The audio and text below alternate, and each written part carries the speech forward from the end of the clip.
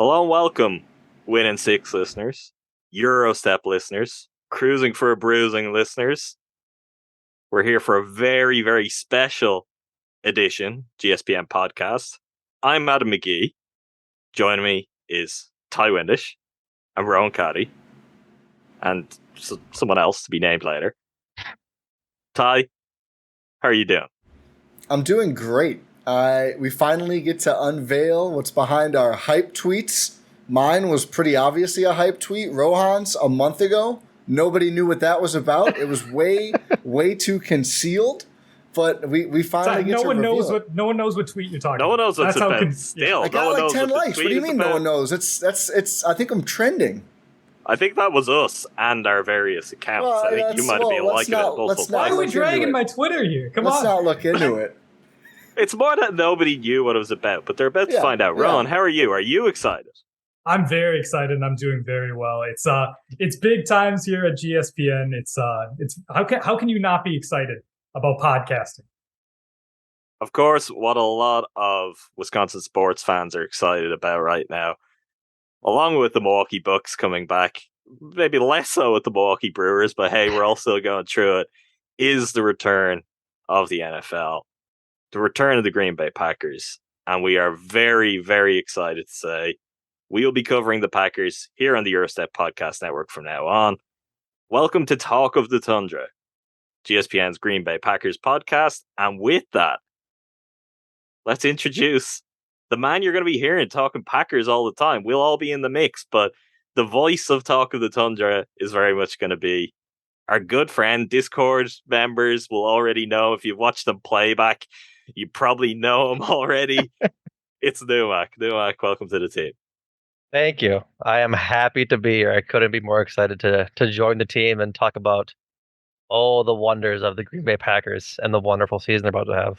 So before we're going to dive into what Talk of the Tundra is, outside of a Green Bay Packers podcast from your good friends here at GSPN, that much is obvious. Also, Adam said he wanted to play it up, make Numac sweat a little bit before the pod debut.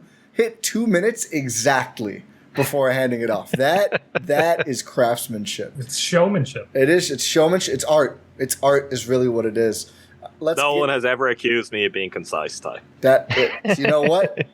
Or a liar, apparently. Let's get the logistic stuff out of the way. So this episode is being broadcast by the wonders of the internet to Eurostep/Win-in-6 feed, plus Cruising for a Bruising. So if you want all of the great Packers coverage we are going to be providing via Numac and the rest of us, go subscribe to Talk of the Tundra. You can find it wherever you're listening to this podcast at gspn.info or on the platform you're already on. Also, make sure to follow Numac at Numac is known on Twitter.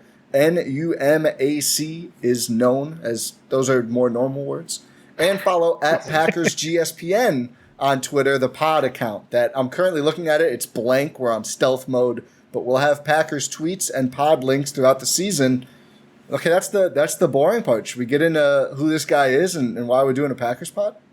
I think we should get into who this guy is. I mean, he thinks he's got the gig. This is actually just an elaborate interview process. Oh, no. Where we tell him he's got the gig, we pretend we're doing the first episode, and then we turn the screw and see how he responds. Yeah, we parallel pathed like 10 people. We're doing 10 of these in a row tonight, and whichever one's best gets the show.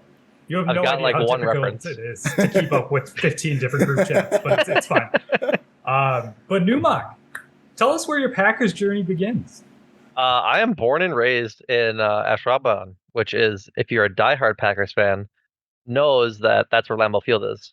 Because while it is the Green Bay Packers, Green Bay likes to stick its city boundaries right into Ashwaubenon's village boundaries, and just house the Green Bay Packers. So, grew up a stone's throw from Lambeau Field, right before the last house on the street before Lambeau, before they did all the Town District renovations and knocked all that house down. So yeah, born and raised in Green Bay, been a Packers fan all my life, so I can't wait to talk about it officially and give some hard-hitting analysis.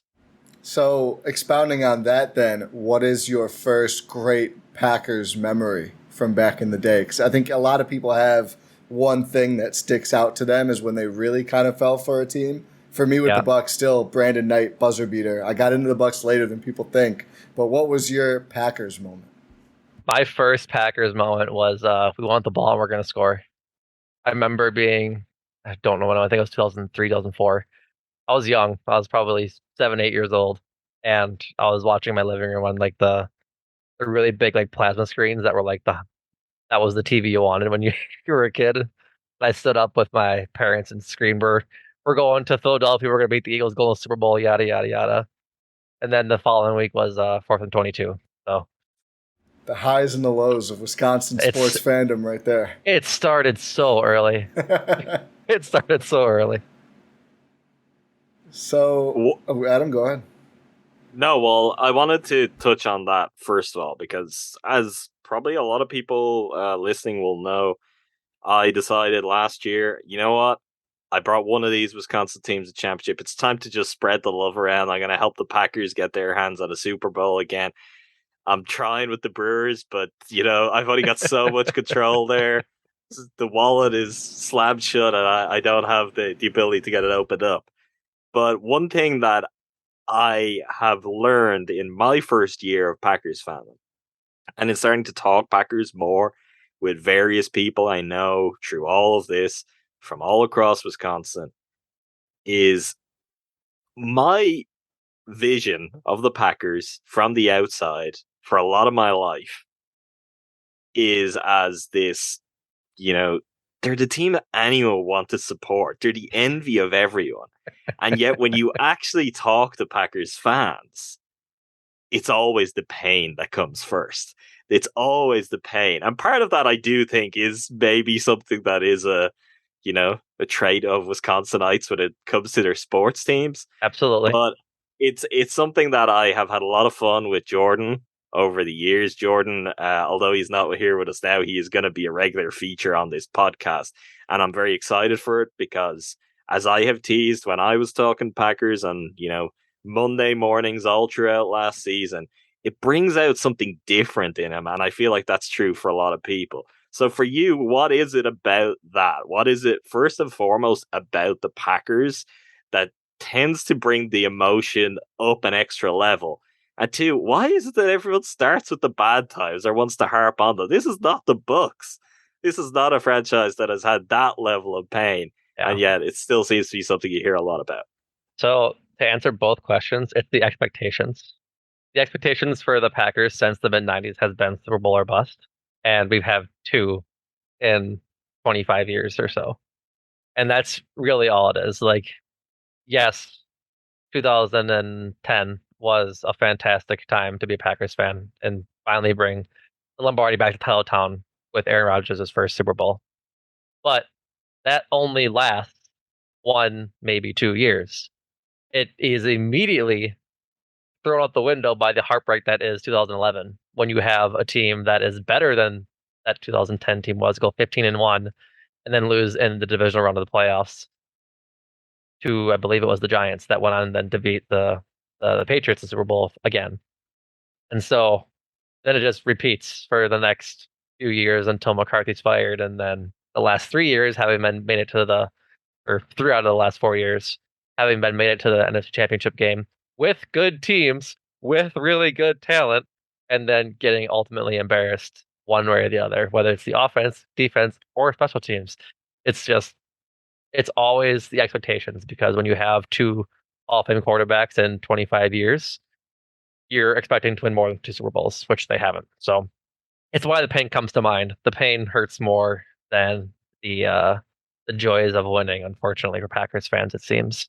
Which is probably why most people don't like Packers fans. We like to whine that we haven't won. And it's like, oh, you've won 12 games every year for the better part of 2 decades. Like, the rest of the NFC North is looking around like 2 Super Bowls in 25 years. That sounds pretty tough, man.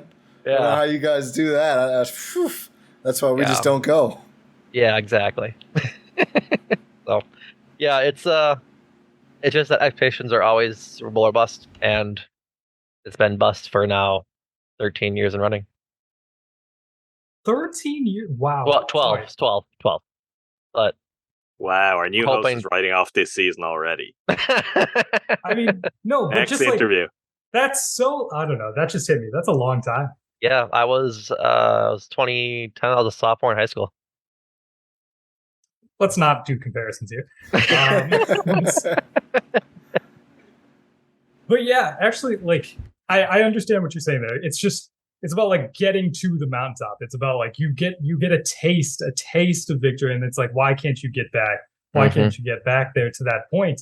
Who knows? We might be, hopefully, knock on wood, we're not going to be talking about that in regards to the Milwaukee Bucks for a long time. But it's just that feeling of exasperation of like, you've been there. Why can't you get back? Why does it just have to be heartbreak after heartbreak after heartbreak? But I'm glad that you're here to be able to like have that experience, and also be able to like see the Packers through that lens and be able to give analysis through that lens. Right. Yeah, it takes more time to think about, weirdly enough, about the good times and all like the really fun times that we've had as Packer fans over the regular season and the playoffs, because the stuff that you remember the most is the stuff that hurts the most, like the 2014 NFC Championship game against the Seahawks, which we'll just stop the conversation there. That one hurts a lot. But then you remember things like in our intro when Antonio Freeman caught off his ankle, and that was really fun, and just like winning in such a dramatic way. Or again in our intro with the Hail Mary in Detroit to salvage a abysmal season and somehow make it to the playoffs. Or Rodgers' Hail Mary in the playoffs against the Giants when the Giants were bad, and Randall Cobb catches it with toes barely in the inbounds and then back of the end zone. Like, there are good times to be had, and we'll definitely focus on those too. It's just that a lot of Packer fans like to focus on the negative stuff first, because that's what they remember the most, Adam.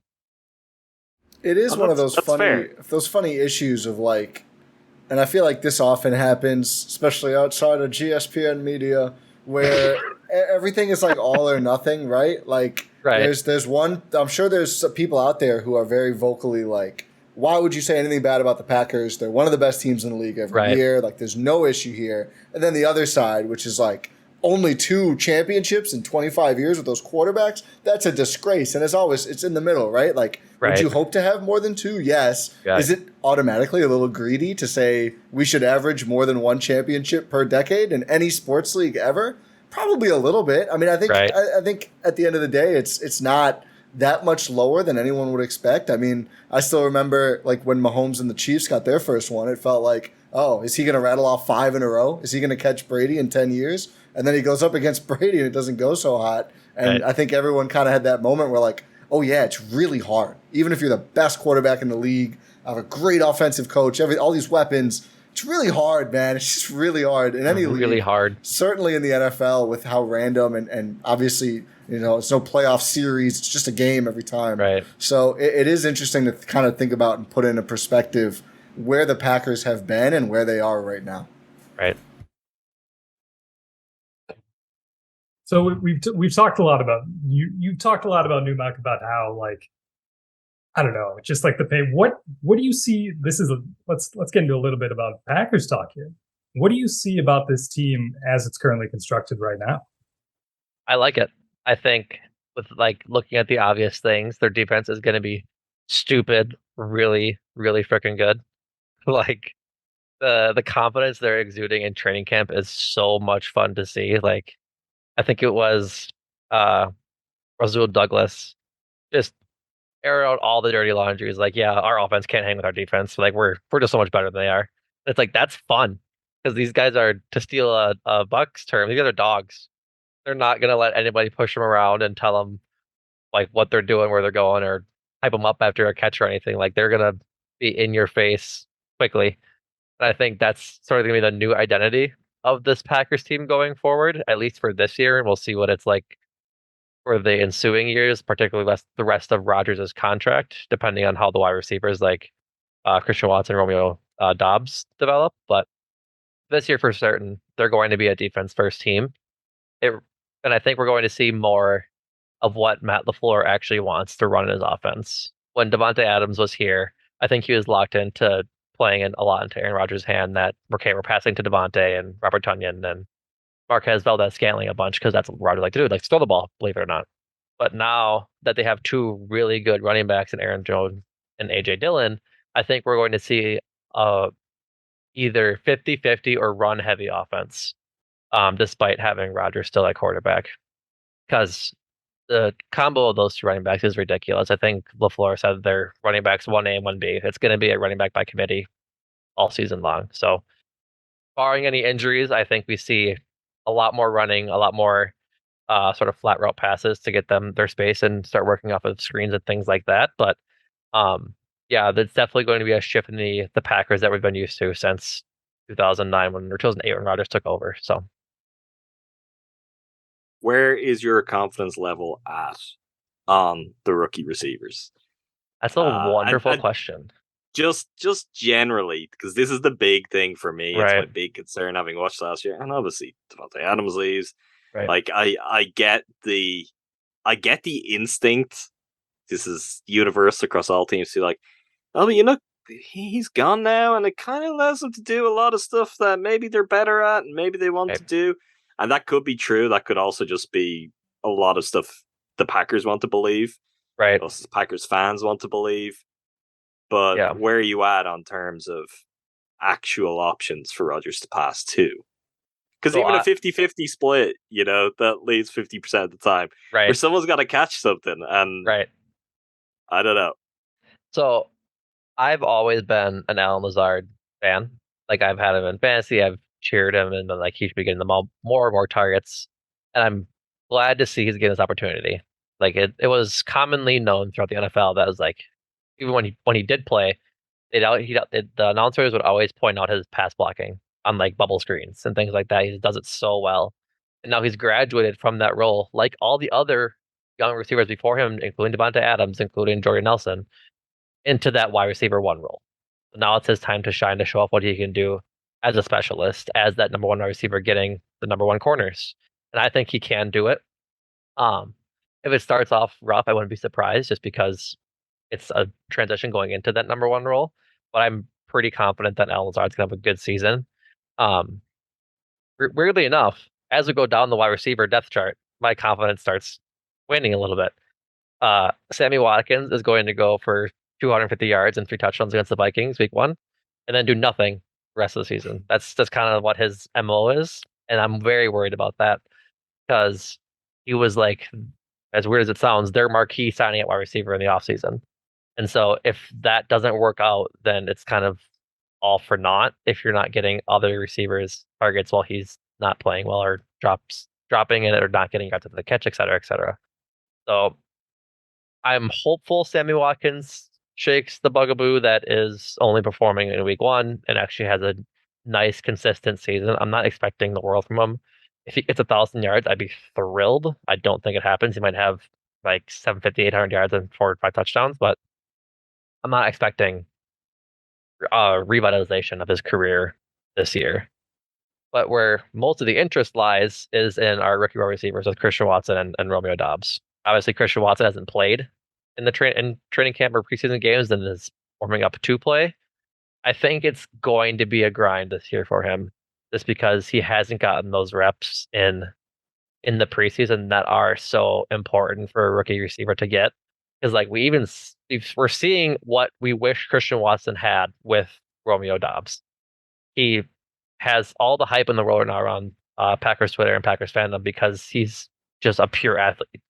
Like he mossed that guy on the Saints in their second preseason game, and it was incredible. It blew up, because it's like, okay, we have talent here. Now it's just refining sort of the rough edges. So I'm not as high on Romeo Doubs as like the memes that Packer Twitter like to do. Like, I think somebody retweeted today that he's not already in the Hall of Fame. He's not already in the Hall of Fame. They didn't drop the number 1 wide receiver or the number 1 player for 2023, and it's Romeo Doubs. Like that hasn't happened. So I think he's going to have a good season. I think it's going to be it's going to come in waves, right? He's going to have a breakout game or 2, and then he's going to go quiet, or he might have some drops. And I think that's where the rub's going to be this year, especially with Rodgers throwing it to him. Like, we've already seen him kind of yell, for lack of a better word, at Romeo Doubs and Christian Watson and some of the young receivers for their drops and for their not focusing during practice and running wrong routes, like in essence, etc. So I think it's taking each really good game with a giant grain of salt, and then understanding he's a rookie when he doesn't do well, has 4 or 5 drops in a game, and gets chastised by Rodgers in the post game presser. I was going to say, I feel like maybe the biggest thing for the rookies to overcome, I mean, Watson, of course, just not getting reps, but earning Rodgers' trust, where we saw like last year by the playoffs, it was pretty clear. It was like Devontae and then nobody. Aaron Jones, I guess, and that was it. So and that was, I think some of the reports about like, I think maybe trying to temper down the Dobbs hype a little bit of like, Aaron likes Lazard because he's been there. He likes Cobb. He likes Watkins, the older guys who have been around. Yep. That part's going to be interesting. All I know is Dobbs is fighting to be the second best offensive rookie on the Packers. I don't know if Adam and Rohan, you guys are aware. I am the #1 Zach Tom stan. All on board. My 2 first name king. This guy, I'm a believer. I'm all in on Zach Tom. Zero pressures in the preseason, right?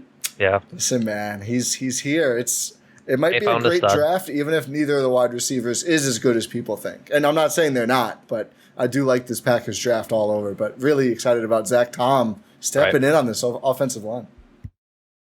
Yeah, but it's gonna be fun to watch him earn his way on the starting lineup or the starting offensive line if he's not there week 1. Is he there week 1? I don't think he is. It's kind of a battle right now. I think he's definitely 6th. I don't think he makes it though. Probably depend a little bit on health, right? I mean, I think are you factoring neither of Jenkins and Bach to play week 1? Because I know Bach is practicing. Jenkins now. might. I'm pretty sure Jenkins will. I feel like the injury diagnosis on those 2 guys has turned around rapidly because it seemed like they both might be out for a while. Bakhtiari's been practicing. That's good news at least, and hopefully Jenkins gets back and is able to play too. I mean, that's like, it sounds trivial to just kind of throw him around. Like, it depends on, those are like 2 all-world tackles. If healthy, we'll have to see Bakhtiari.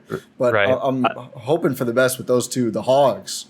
So I don't expect Bakhtiari to play all season. I was burned last season.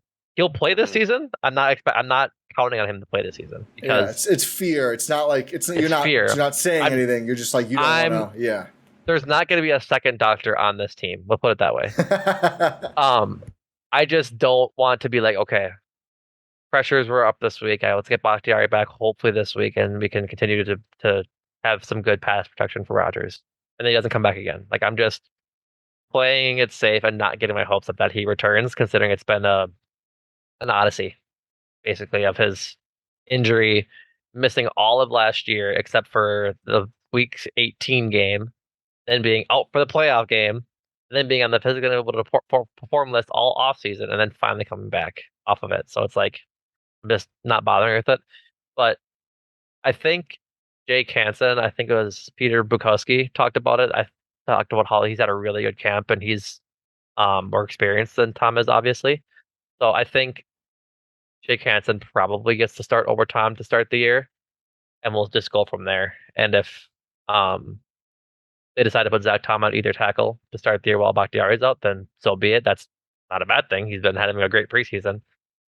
Like Dobbs, I just don't want to put the cart before the horse, throw him out there to the Wolves week 1 against what is a pretty good defense in the Vikings, but they actually a rough schedule to begin with, so I don't want to throw him right there to lose confidence and start becoming lesser player than he is already. Shades of us getting ready to welcome back Brooke Lopez in your Bakhtiari feeling. That's just right. Like, please don't rush him back because they can't rebound or guard the rim at all. Like, let's be safe with the big fella. So I can certainly relate to that. It'd be like if we're still, though, if we're coming into this season, we're still waiting on Brooke. Like, and that is fair where I'm at, because I remember that, he's going to be, Bakhtiari's going to be back for the playoffs. I remember the trending up towards that, and it's like, here we are again. It's like, at this point, you just need to see him on the field to believe it. Yeah, that was basically it. Like, I was, for all intents and purposes, expecting Bakhtiari to play in the playoffs because he returned. He was back from his injury. And then he doesn't play, and we saw how that went. Poorly. Abysmally. Atrociously.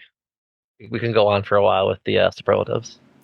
Have we got any other Packers questions for this season? Yes, or I do. Okay, let me hear, Rohan. It's not a score prediction. Give us a record prediction. Oh, thank God. We won't go through the whole schedule right now, but I'm looking at it and I see 1, 2, 3, 4 games for sure. I would plan on them losing, so that puts us at 13-4. It's only right. It's really only right if they win 13 games again. Yeah, because that's all Matt LaFleur is capable of doing is producing 13-win seasons. But the 4 games I can see them losing are Tampa, Buffalo, Tennessee, and LA, the Rams. But other than that, they have a pretty cakewalk schedule. Like they should blow the NFC North out of the water, barring any sort of catastrophic injury, and take home the division title and hopefully the number 1 seed. So when the Packers when they do win 13 games, you heard it here first. You heard it here first. I agree exactly on 13. I'm going to say swap out any one of those 4 games. They win one of those. They lose the game in England because those are just kind of a coin flip. So that's my guess. They're closer to Adams, so it's a loss. It's the Giants, so you think they would win. How does that work? It's like, I feel like Adams not been too unlucky. Did they lose to the Hornets in Paris? No, and they won in London against the Knicks. So the Bucks are perfect in Europe. I mean, Kendall Marshall's career finished, but the Bucks won. Forgot about that. Unless the Packers get there like a day early, which seems to be like 80% of deciding who wins the overseas games. Right. No, I think I forgot that game was in London against. Yeah, so I'll keep it 13-4.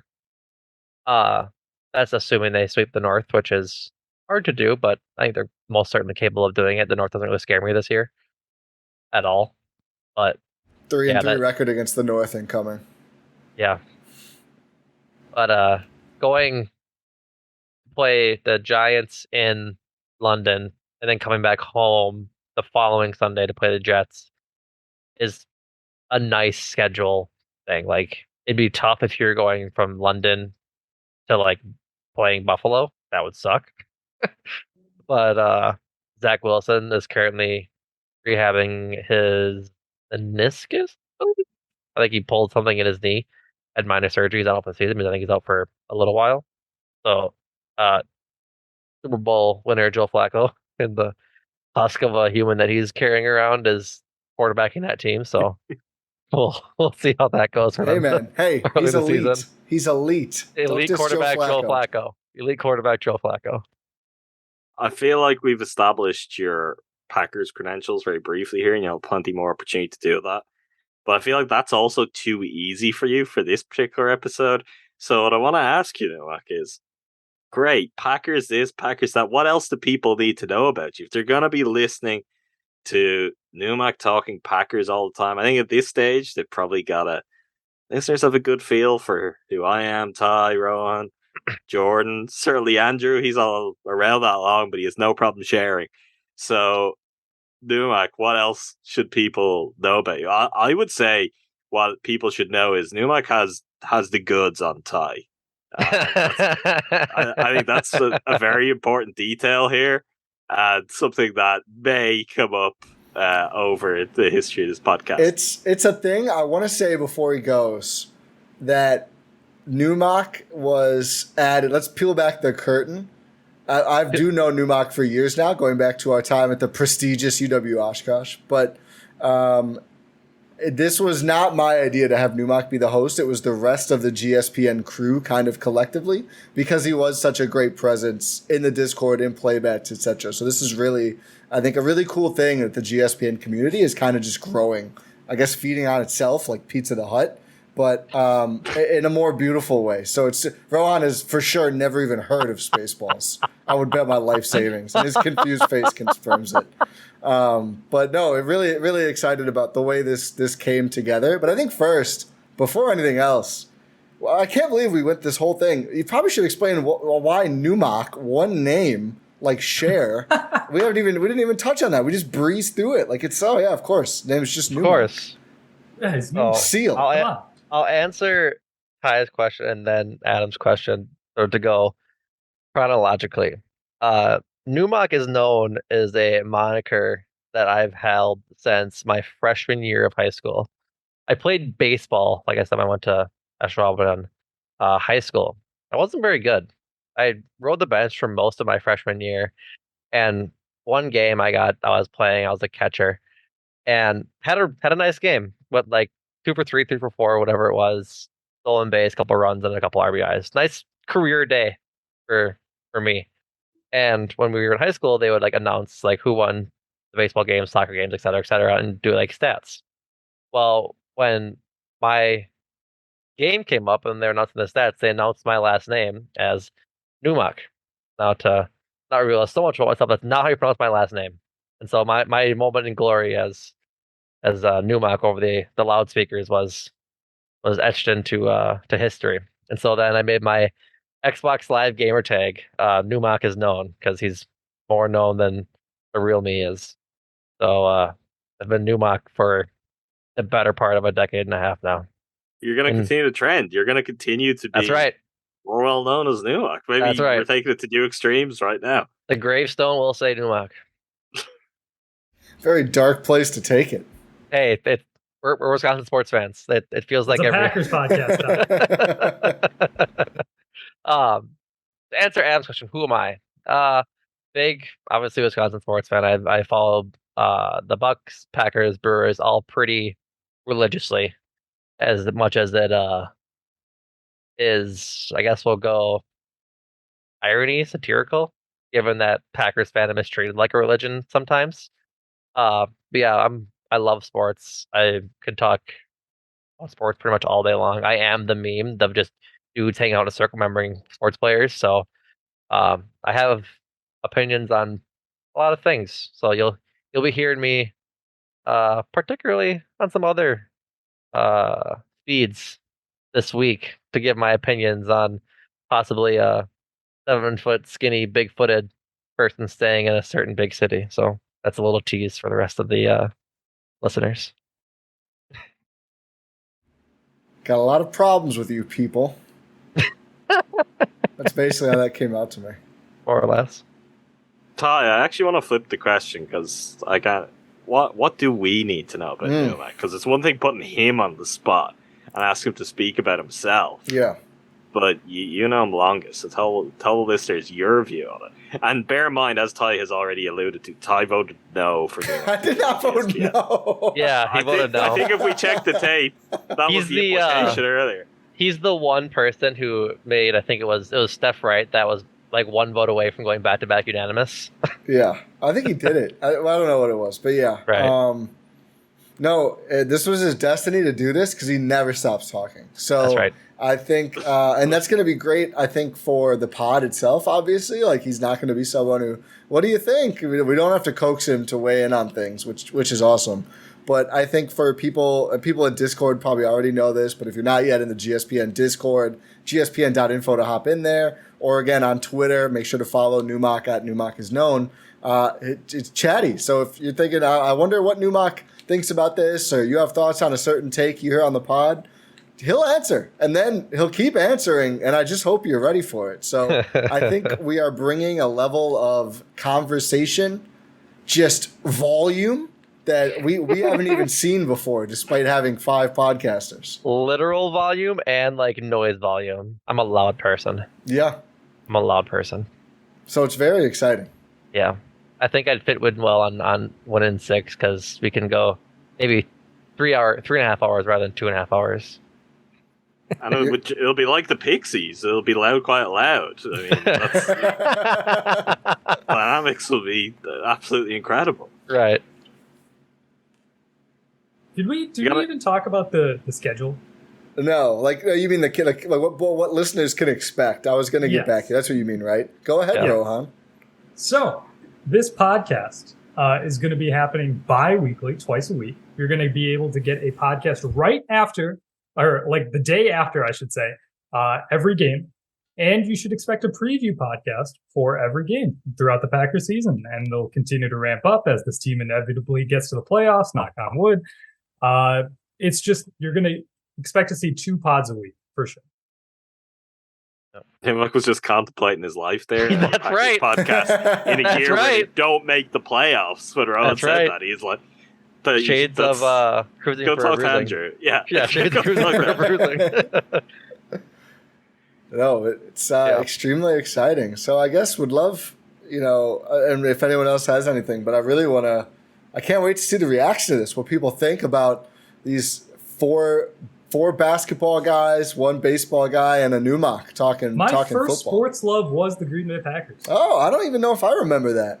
Then he learned to leave them. Yes. I grew emotionally.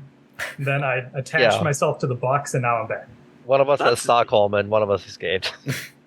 I know he'll speak for himself. You described Jordan's story there too, so I think people will be surprised that there is probably more deeply ingrained, I don't know, self-hatred. Is that what we'll call Packers fandom here? Yeah, Self-loathing. self-loathing.